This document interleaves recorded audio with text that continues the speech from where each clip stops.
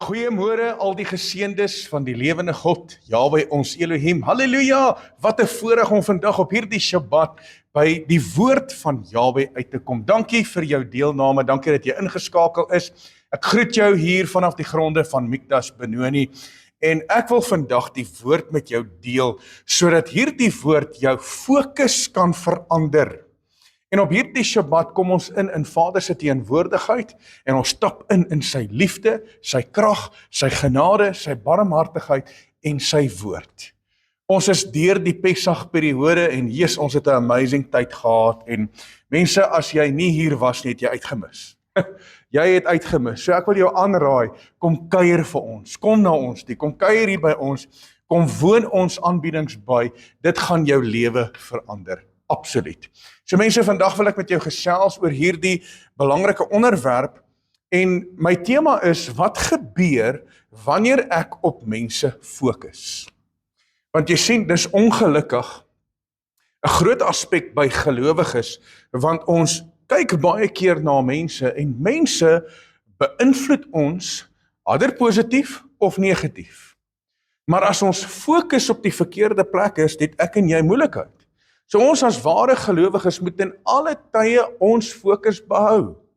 Indien ons fokus afgehaal word van ons hemelse Vader en dit begin plaas op mense, gaan dit ons verseker beïnvloed.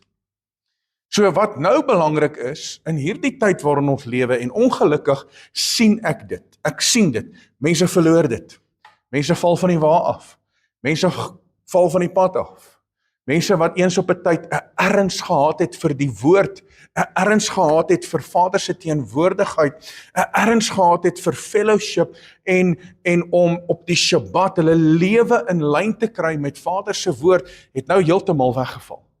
Dis hartseer om te sien. En die probleem is, mense hou ander mense dop, hulle kyk na mense en hulle word beïnvloed deur mense en hulle val van die bus af.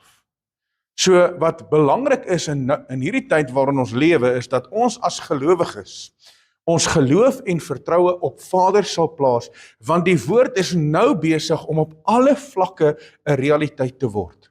Ons moet dit weet. So hierdie boodskap is om jou as gelowige te help. Dit is om die regte perspektief by jou te ontwikkel, sodat jy die regte besluite kan maak en dat jy die regte fokus sal hê vir die pad vorentoe. So ek gaan die vraag vra vandag, en daar's 'n paar dinge wat ek wil hanteer in terme van dit. En die vraag is, wat gebeur wanneer ek op mense fokus? Wat gebeur wanneer my fokus eerder op mense is in steede van die lewende God?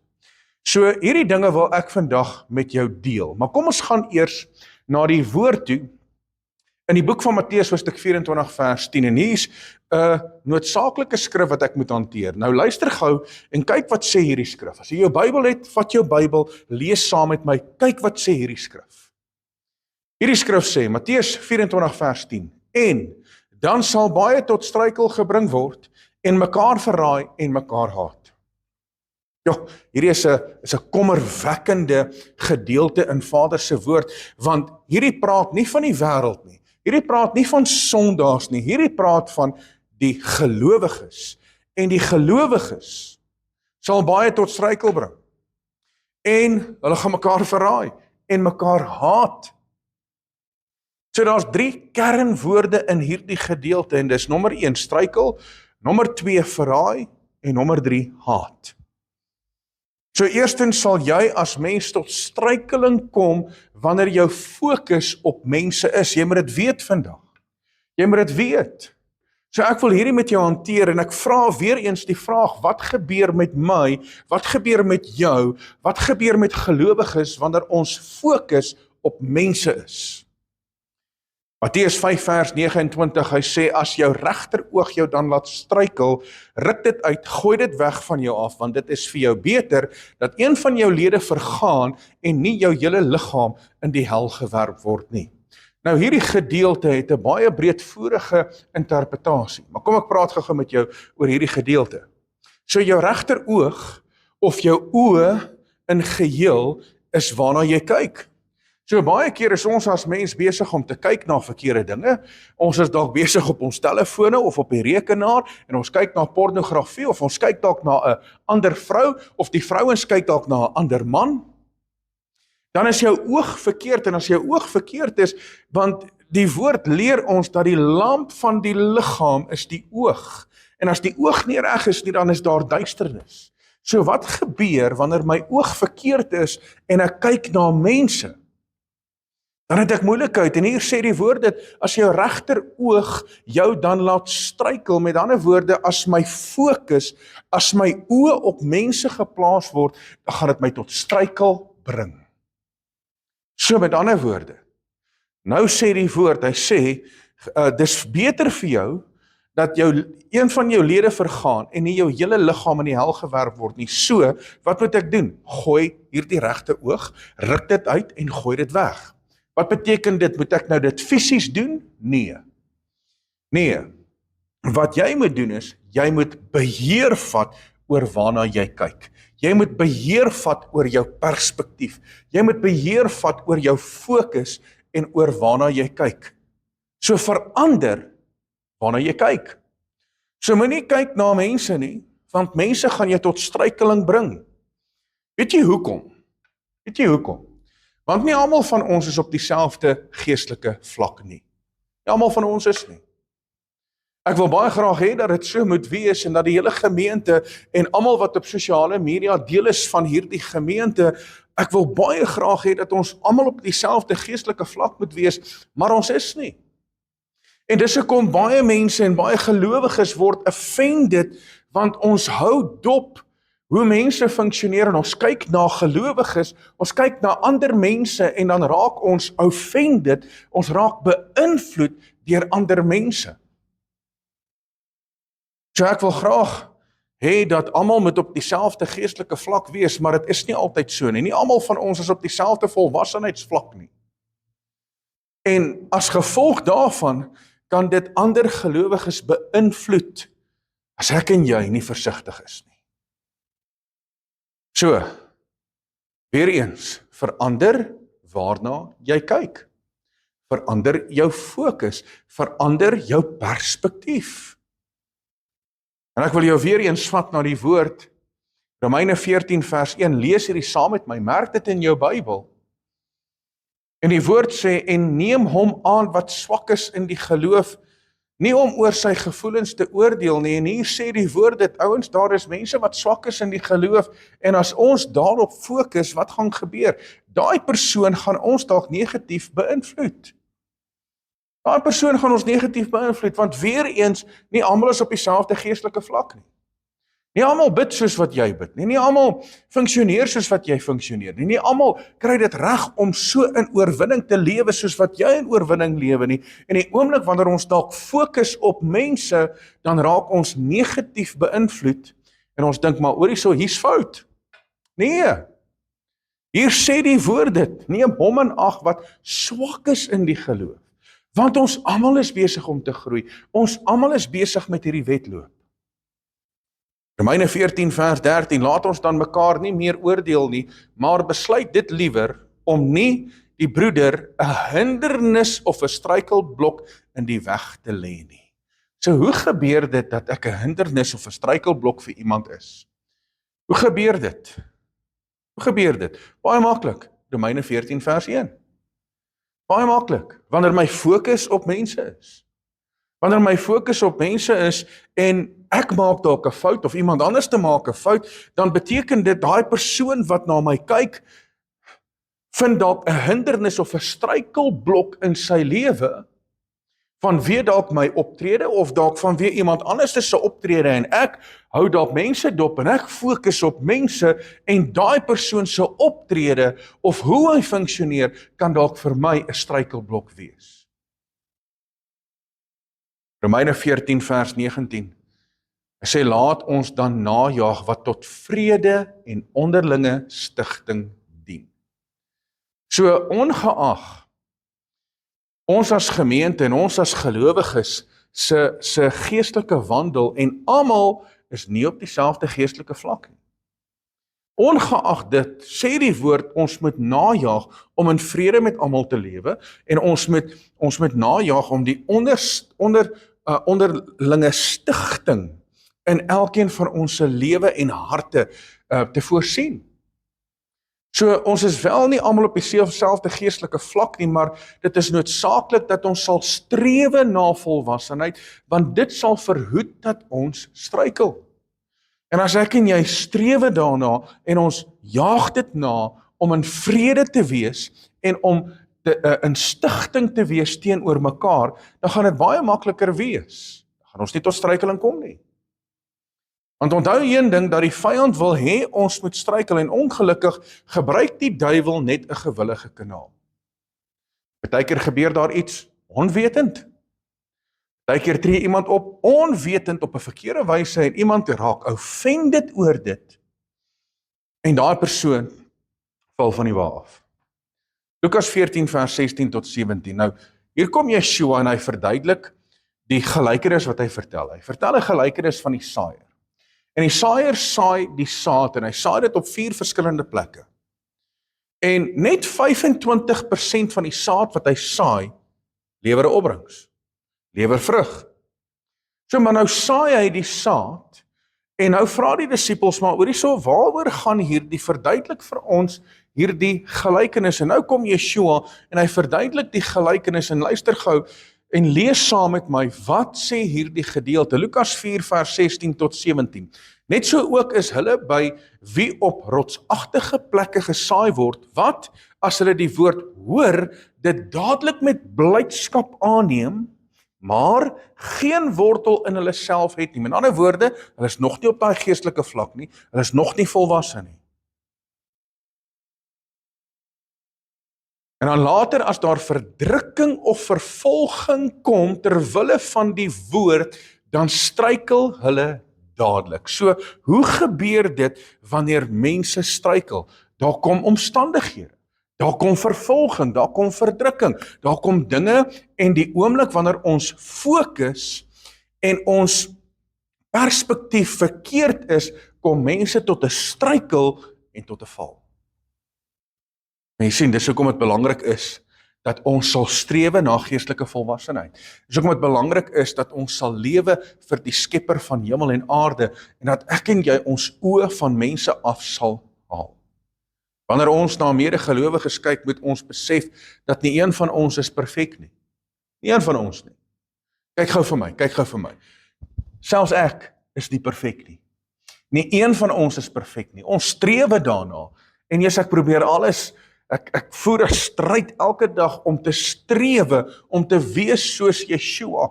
En ons kry dit nie altyd reg nie, maar nie almal van ons is op dieselfde geestelike vlak nie, en ons moet besef as gelowiges, dat ons is nie perfek nie. Daarom haal jou fokus af van die mens wat jou baie maklik kan teleurstel. Haal jou fokus af. Ek praat so baie met die gemeente en ek sê, ouens, asseblief, moenie na my kyk nie. Asseblief, ek is maar net die herder, die instrument van die lewende God, en ja, ek weet ek moet 'n voorbeeld stel en ek probeer hard om dit elke dag te toon, nie net by die gemeente nie, maar ook buite in die samelewing, maar ek bly vir mense sê, ouens, moenie julle fokus op my plaas nie, plaas julle fokus op die lewende God, want ek as mens is niks. Ek is maar net 'n nederige diensknegt van die lewende God. So moenie na my kyk nie. Moenie jou fokus op my plaas nie. Plaas jou fokus op die lewende God. Plaas dit op die woord. Want ek is nie die Alfa en die Omega nie. Weet jy wie is?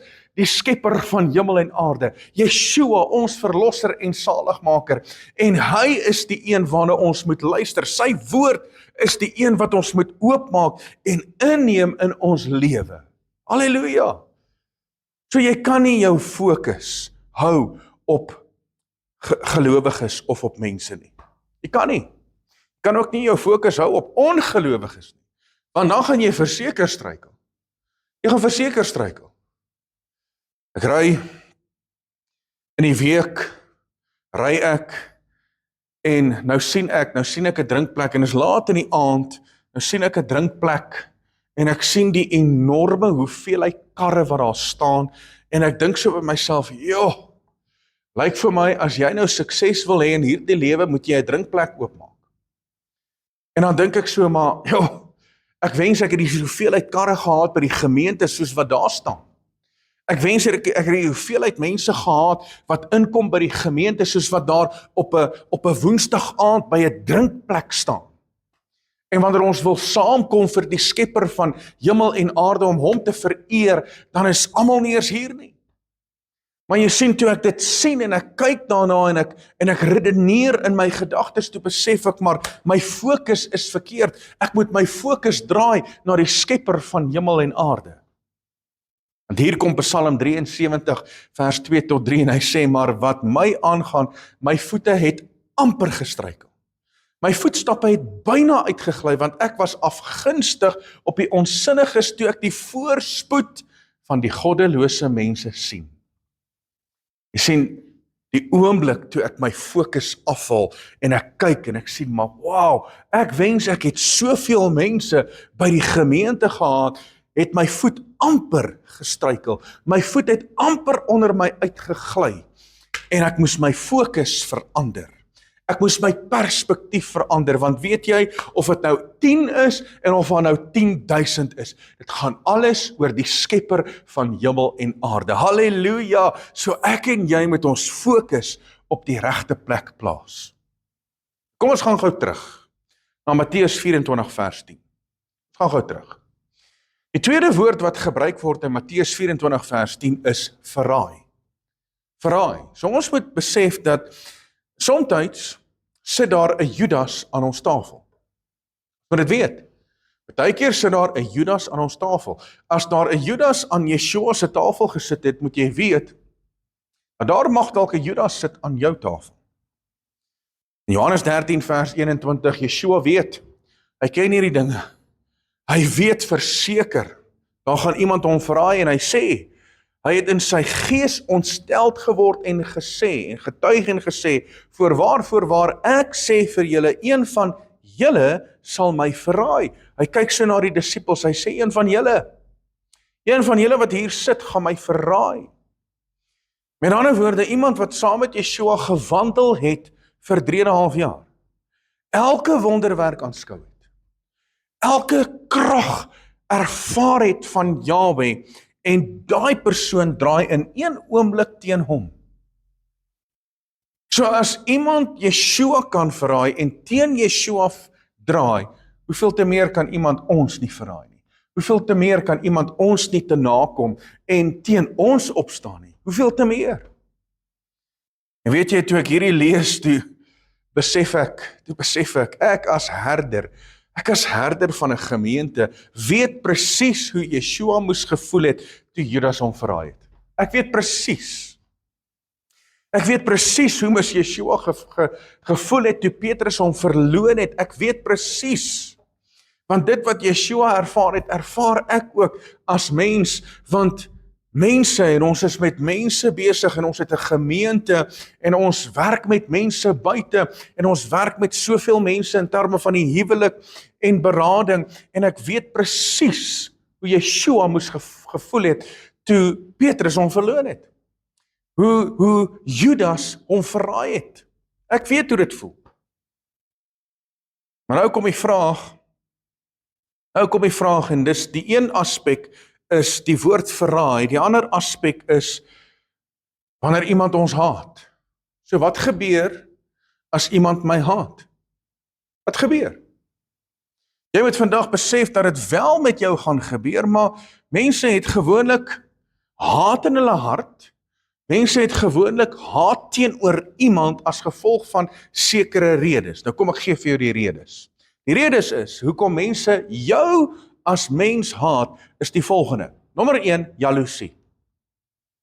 Mense haat jou, heel waarskynlik as gevolg van jaloesie. Mense haat jou dalk as gevolg van bitterheid. Mense het haat in hulle harte as gevolg van onvergifnis, onopgeloste trauma, verwerping in hulle harte, onvolwassenheid en ongeregtigheid. Dan is daar haat, dan is daar hierdie rebellie wat geprojekteer word en haat wat teen jou geprojekteer word en dis hoofsaaklik as gevolg van hierdie redes. So, maar wat moet ek doen? Wat moet ek as mens doen? Hoe moet ek optree en wat moet ek doen wanneer mense my haat? Sien 1 Johannes 4 vers 20, as iemand sê, ek het Elohim lief, en sy broeder haat, is hy 'n leienaar. So hoe kan enige iemand 'n verhouding hê met die skepper van hemel en aarde, die verklaring maak, maar ek het u lief, maar verkeerd optree en in haat optree teenoor sy broeder? So 'n persoon is 'n leienaar. Want wie sy broeder wat hy gesien het, nie lief het nie, hoe kan hy Elohim lief hê wat hy nie gesien het nie? So mense, dis belangrik dat ek en jy sal weet, mense gaan jou haat. Mense gaan jou haat.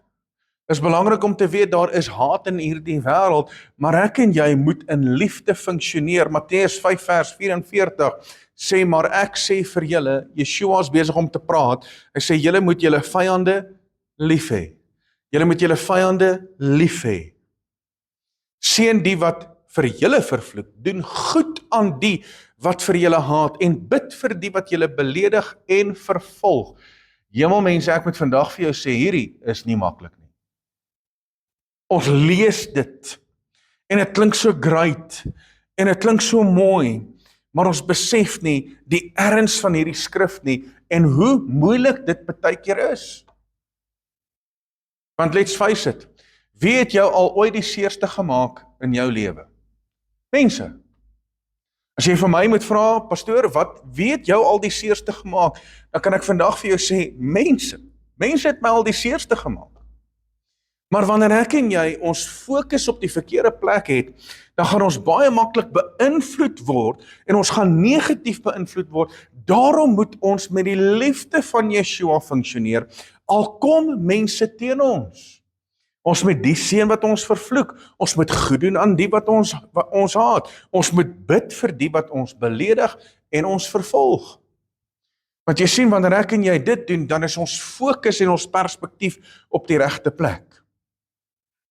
So ek vra weer eens die vraag, en ek wil hierdie hanteer, wat gebeur wanneer my fokus op mense is? Wat gebeur? Daar's 2 dinge wat gebeur. Daar's 2 dinge. Nommer 1, dit bring 'n vloek op my lewe, en tweedens, dit veroorsaak negativiteit. Dit veroorsaak 'n vloek op my lewe, en dit veroorsaak negativiteit. Jeremia 17 vers 5. Kom die woord, en hy gee vir ons hierdie verklaring. Hy sê, so sê Jahwe, vervloek is die man wat op die mens vertrou en sy vlees sy arm maak, terwyl sy hart van Jahwe afwyk. Dit beteken, ek kan nie op mense fokus nie. Dit beteken, ek kan nie op hulle staat maak nie. Dit beteken, my fokus moet nie daar wees nie. Alhoewel ons as 'n gemeente saam funksioneer, alhoewel ons mekaar ondersteun en vir mekaar bid, en alhoewel ons daar is vir mekaar, sê die woord baie duidelik, hy sê, ons kan nie ons vertroue plaas op die mens nie. Ons kan nie op die arm van 'n mens steun nie. Ons kan nie ons fokus daar hê nie, en ons perspektief kan nie by mense wees, in terme van dit nie. So dis belangrik dat ek en jy dit sal besef. En dan die tweede ding wat gebeur met ons, is daar nou natuurlik negativiteit wat in ons lewe plaasvind.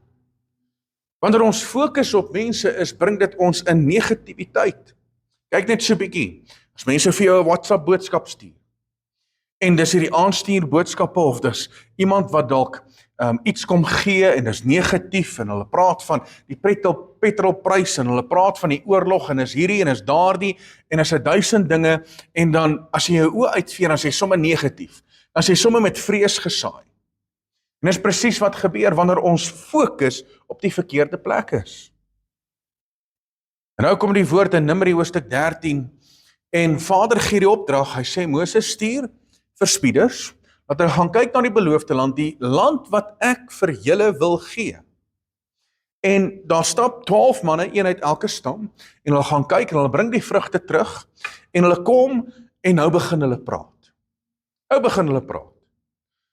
Joshua en Caleb sê, hey ouens, ons kan hierdie land vat, en 10 van die ander het negatiewe terugvoering gegee. En nou sê Numeri 13 vers 22. So het hulle dan slegte gerugte onder die kinders van Israel versprei oor die land wat hulle verken het. Deur te sê, die land wat ons deurgetrek het om dit te verken, is 'n land wat sy inwoners verteer, en al die mense wat ons daarin gesien het, is groot manne. So, hulle versprei slegte gerugte. Maar wat het hierdie slegte gerugte veroorsaak in die harte van mense? Kan ek vir jou sê? Net die volgende hoofstuk, Numeri 14 vers 1 tot 2. En toe het die hele vergadering uitgeroep, hulle het hulle stem verhef, en die volk het die nag geween. So daai 10 mense beïnvloed die hele volk negatief. Hoekom? Want die volk se oë was op die mens.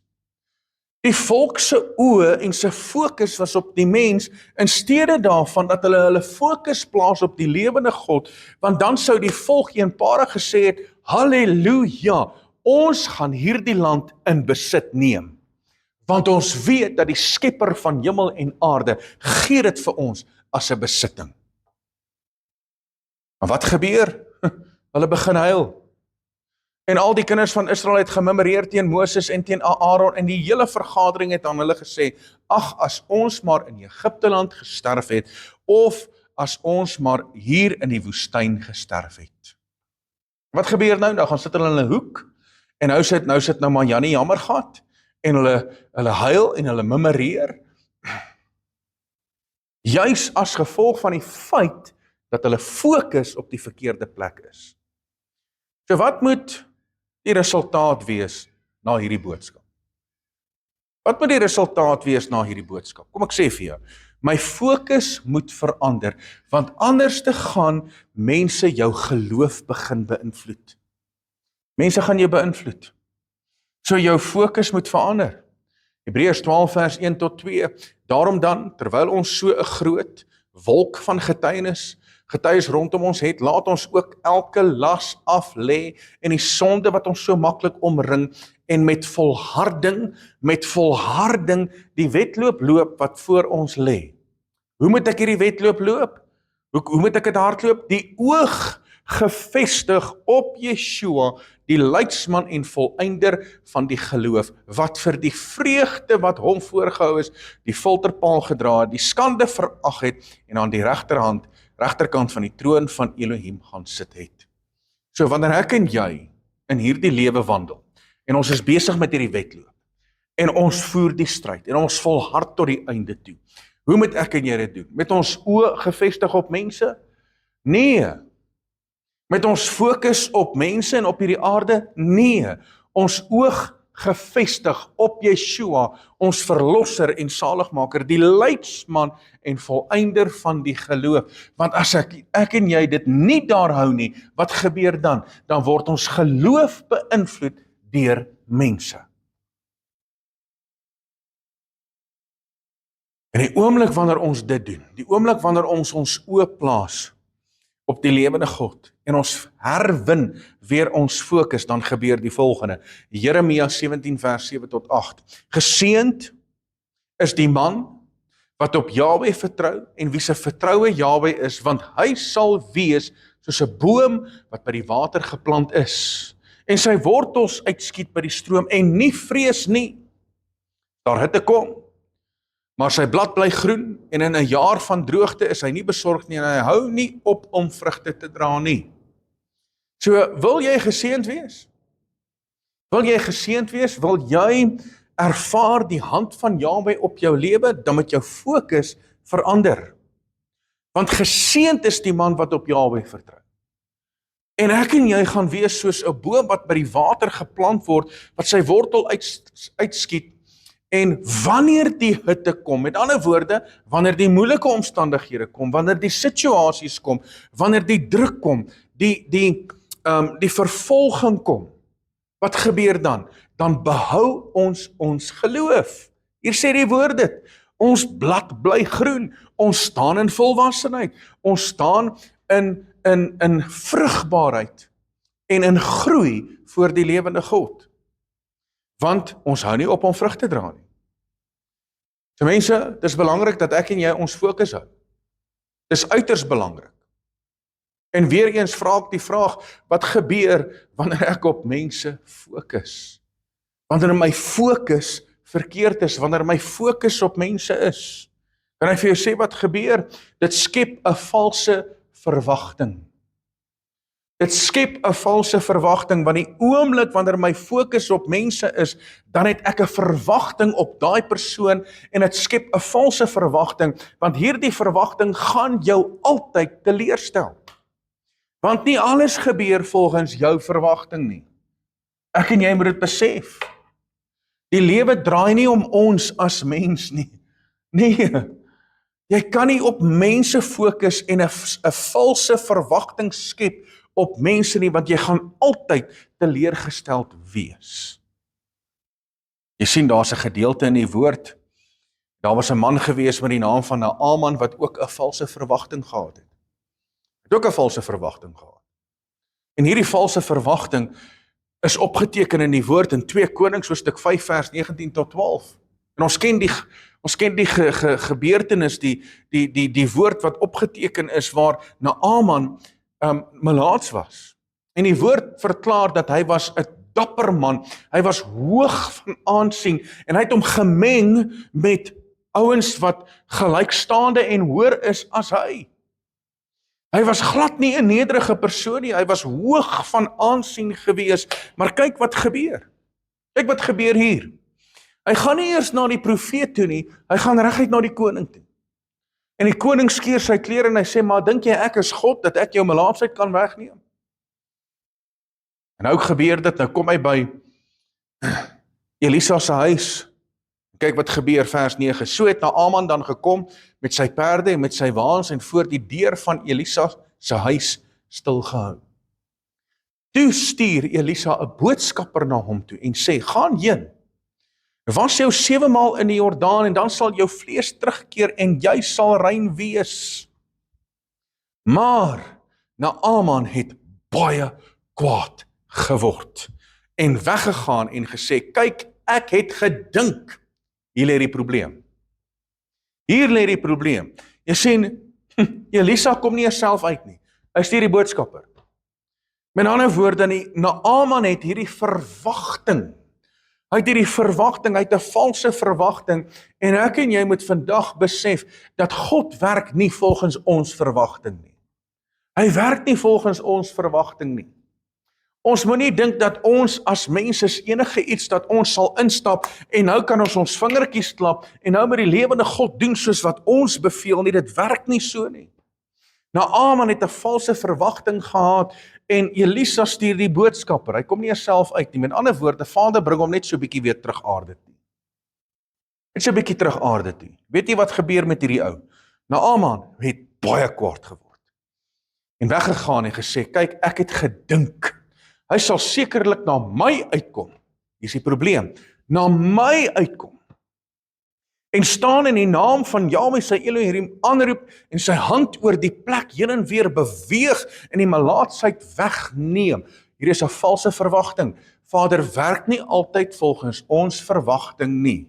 As ek en jy ons verwagting en ons fokus op mense plaas, gaan jy teleurgesteld wees. En weet jy wat gebeur met hierdie wonderwerk? Vader vat die mens uit die prentjie uit. Hy vat die mens totaal uit die prentjie uit. Hy stuur net die boodskapper, hoor hierso gaan doen die volgende. En hy vat die mens heeltemal uit die prentjie uit, maar weet jy wat? Naaman se fokus was op die mens. En Naaman trap in daai struik van die vyand. En die oomblik toe hy sy fokus op mense gehad het, toe vererg hy hom, toe dit nie volgens sy verwagting gebeur nie. Kyk, ek het gedink, sê Naaman, hy sal sekerlik na my toe uitkom en staan en die naam van Jahwe sy Elohim aanroep en sy hand oor die plek heen en weer beweeg en die melaatsheid wegneem. Is die Abana en Farpar, die riviere van Damaskus, nie beter as al die waters van Israel nie? Kon ek my nie daarin was en rein word nie, en hy het omgedraai en vererg weggery. Hoekom? Want sy fokus was verkeerd. So jou verwagting moet wees op die lewende God. Ek kan nie my verwagting plaas op mense nie. Sy verwagting was verkeerd en jy moet jou verwagting op die lewende God plaas. Want kyk wat gebeur wanneer ons dit doen. Psalm 40 vers 2 tot 3. Gee vir ons presies wat gebeur wanneer ek en jy ons verwagting op Vader plaas. Nou skryf die psalmdigter en hy sê ek het Jahwe lank verwag. Ek het wie lank verwag? Jahwe lank verwag en hy het hom na my toe neergebuig en my hulp geroep gehoor. Halleluja! As jy jou verwagting plaas op Jahwe, gaan hy jou nooit teleurstel nie. En hy het my uit die kuil van vernietiging, uit die modderige sluik opgetrek en my voete op die rots gestel. Hy het my gange vasgemaak. So waar is ons fokus vandag? Waar is jou verwagting vandag? Is jou verwagting op die regte plek? Of is jou verwagting op mense wat jou teleurstel? Is jou verwagting op mense en aan die oomblik wanneer jou verwagting nou nie voldoen word nie, dan raak jy soos 'n Naaman en vererg jou en gaan. Dis wat gebeur by baie mense. Wat gebeur? Dis hoekom mense nie met mekaar mee praat nie, en hierdie een is kwaad vir daai een, en daai een wil nie meer saam met die familie braai nie, en daai een wil nie meer soontoe gaan nie, en die verwagting wat mense gehad het, is daar nie in voldoen nie. Want ons verwagting moet wees die skepper van hemel en aarde. So kry jou verwagting reg en wag op Jahwe. Kry jou verwagting reg en wag op Jahwe. Hoekom moet ons wag op Jahwe? Hoekom? Want Jesaja 40 vers 28 tot 31 sê vir ons presies die rede hoekom ons moet wag op Jahwe. Weet jy dit nie? Of het jy dit nie gehoor nie? 'n ewige Elohim is Jahwe, skepper van die eindes van die aarde. Hy word nie moeg nie. Hy word nie mat nie. Daar is geen deurgronding van sy verstand nie. Hy gee die vermoeide krag en vermenigvuldig die sterkte vir die wat geen kragte het nie. In ander woorde, as jy swak is, en jy gaan deur moeilike dinge, en jy gaan deur situasies, en jy het nie meer krag nie, jy's vermoeide mens, dan beteken dit, dat my fokus kan nie wees op mense nie, my fokus moet wees op die lewende God, want die lewende God, Jahwe ons Elohim, vermenigvuldig ons sterkte, en hy gee krag, vir die wat nie krag het nie. So die jonges word moeg en mat, en die jong manne struikel selfs. Wanneer struikel ons? Wanneer ons fokus nie reg is nie. Die jong manne struikel selfs. Ons almal struikel, wanneer ons fokus op die verkeerde plek is. En nou kom hy, en hy sê, maar die wat op Jahwe wag, halleluja, kry nuwe krag. So my verwagting moet wees op die lewende God, op Jahwe ons Elohim. My fokus moet op hom geplaas wees, soos wat die woord sê in die boek van die Hebreërs hoofstuk 12, waar hy sê dat ons oog gefestig op Yeshua, ons leidsman en volëinder van ons geloof. En nou is daar 'n resultaat wanneer ons op Jahwe wag. Ons kry nuwe krag en ons vaar op met vleuels soos die arende. Hulle hardloop en word nie moeg nie. Hulle wandel en word nie mat nie. So met ander woorde, ons moet soos 'n arend sweef hoog bokant ons storms en ons omstandighede. Maar wat gebeur wanneer ons op mense fokus? Dan begin ons rondpik soos hoendertjies hieronder. Ons pik rond en ons skrop en ons kyk of ons iets in die hande kan kry. En ons is heeltyd besig om soos hoenders op die grond te pik. Nee, jy's nie 'n hoender nie, jy's geskape om met arendsvlerke op te sweef. Halleluja, want dis wat Vader aan jou kom doen. Wanneer jy jou fokus verander, wanneer jy jou perspektief verander en jy plaas jou verwagting op hom en jy wag vir Jahwe. Die wat op Jahwe wag, kry nuwe krag, hulle vaar op met vleuels soos arende, hulle hardloop en word nie moeg nie, hulle wandel en word nie mat nie, maar ek kom agter, mense het moeg geword. Mense het die pad byster geraak. Mense het van die wa afgeval. Weet jy hoekom? Want hulle fokus is verkeerd. En hierdie boodskap wil ek vandag vir elkeen van julle gee, sodat die fokus kan verander, mense. Sodat jy kan bly hardloop in hierdie wedloop, en dat jy sal volhard tot die einde toe, en dat jou fokus sal wees op jou einddestinasie, jou bestemming, om saam met Yeshua te wees. Want dis belangrik. Dis belangrik, my hartsbegeerte is dat almal van julle op dieselfde geestelike vlak sal wees, geestelik begin groei, geestelike volwassenheid bereik. My hartsbegeerte is dat almal die gawe van die ewige lewe sal beerwe. Dis my hartsbegeerte. Dat elkeen wat ingeskakel is, jou man, jou vrou, jou kinders, jou huisgesin, jou ouers, dat almal die gawe van die ewige lewe sal beerwe, as ons net ons fokus kan begin verander, en dit kan begin plaas op Jahwe ons Elohim. Jy sien, mense word moeg. En ek het ook al agtergekom, as my fokus en my perspektief nie reg is nie, dan word ek moeg. Hoekom? Want mense tap jou energie. Maar die oomblik wanneer ek weer fokus op Jahwe, dan kry ek nuwe krag. En mag die lewende God jou vandag seën. Mag jy vandag net in Vader se teenwoordigheid inbeweeg, jou fokus afhaal van mense af, weer opnuut jou fokus op mense plaas, sodat jy aangedoen kan word met krag, dat Vader jou sal vat en sal oplig soos met die vleuels van arende, en dat jy bokant jou storms en die omstandighede sal sweef vandag. Verklaar vandag dat jy stamina sal kry, dat jy deursettingsvermoë sal kry, en dat jy sal hardloop en nie moeg word nie. Dat jy sal hardloop en sal deurdruk en sal wandel op hierdie pad met volharding, en dat jy nie moeg sal word op die pad nie. Hoekom? Want jou fokus en jou perspektief is reg. Halleluja. Ek glo en vertrou dat jy hierdie boodskap geniet het, en ek wil baie graag saam met jou bid.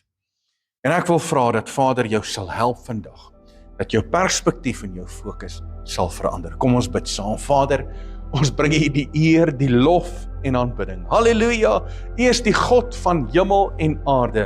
U is die Alfa en die Omega, die begin en die einde. Halleluja, Vader, U is ons rots, ons toevlug en ons sterkte. Maar Vader, U is daardie aspekte wanneer ons fokus op U kom plaas. Vader, help ons, lei ons deur U Heilige Gees. Vader, ek bid dat U ons oë sal kom aanraak, en ek wil elke persoon se oë vandag kom salf. Vader, dat ons oë weer sal sien die handewerk van Jahwe ons Elohim, dat ons oë van mense afgehaal sal word, en dat ons fokus weer sal wees op Jahwe ons Elohim. Vader, ek sal vandag elke persoon se gedagtepatroon. Vader, dat ons gedagtepatroon in lyn sal wees met U woord. Vader, dat ons nie weggedraai sal word van wie mense en hulle optrede nie, maar dat ons perspektief reg sal wees om te fokus, om op U staat te maak, om te steun op die arm van Jahwe ons Elohim. Ek bid vandag, Vader, dat U ons harte sal kom aanraak. Vader, dat ons sal opstaan uit ons omstandighede, en dat ons sal opkyk met ons oë gefestig na Yeshua, ons leidsman en volëinder van ons geloof. Vader, want die oomblik as ons dit afhaal, dan is ons soos 'n Petrus wat sink in die water van omstandighede en situasies. Dan moet ons uitroep, Meester, help ons. En dan gryp U ons by die hand. Vader, help ons, dat ons saam met U op die water sal wandel, sonder om te sink, sonder om ons fokus te verloor, sonder, Vader, dat ons geloof beïnvloed word deur mense. Vader, help ons. Help ons vandag dat ons nie beïnvloed sal word negatief op enige wyse van wie mense nie, maar dat ons die woord van Jahwe in ons harte sal toepas. Ek bid dat die bloed van die lam oor ons sal wees. Ons sal beskerm en behoed en bewaar. En dis ons gebed, dis ons uitroepe vandag, in die naam bo alle name, die naam van ons Meester Yeshua, ons leidsman en volëinder van ons geloof. En ons gees roep uit, halleluja, halleluja, loof sy naam. Mense, baie dankie dat jy ingeskakel was. Dankie vir jou betrokkenheid en dat jy jou gees vandag oopgemaak het, sodat jy kan opstaan met nuwe krag en dat jy nie sal moeg word van hierdie wedloop waarin ek en jy is nie. En onthou, behou jou fokus ten alle tye. Dankie daarvoor, dankie dat jy ingeskakel was, mag jy geseënd wees, geniet jou Shabbat verder, tot volgende keer, Shalom.